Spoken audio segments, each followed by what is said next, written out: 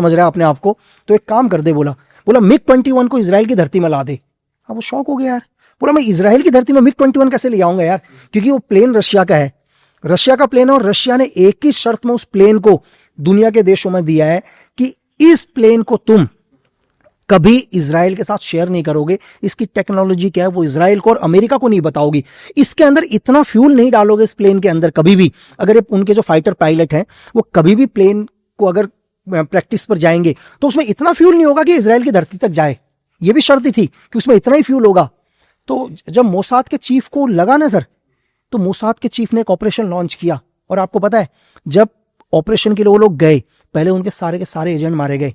इस ऑपरेशन में। मतलब जैसे ये लोग गए, शायद ईरान गए थे, कहाँ गए थे मेरे को एक्यूरेट याद नहीं है, तो उन्होंने ईरान के एक पायलट को भी, हम मोसाद के लिए काम करते हैं, उसने कहा अच्छा, तो बोला कि क्या चाहते हो मेरे से, बोला हम ये चाहते हैं कि तू जब प्रैक्टिस पर निकलेगा तो इस बार ये प्लेन इजराइल की धरती पर चाहिए। तो उसने कहा ठीक है, कल इस पर डिटेल से बात करते हैं।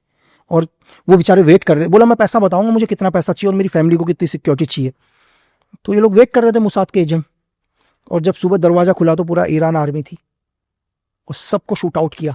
सारे एजेंटों को, मोसाद के सारे सबको मार दिया। यहां पर भी मोसाद ने गिव अप नहीं किया सर, बोला ऑपरेशन फिर चलाएंगे और प्लेन को इजराइल की धरती पर लेकर आए सर। तो ये वो लोग हैं सर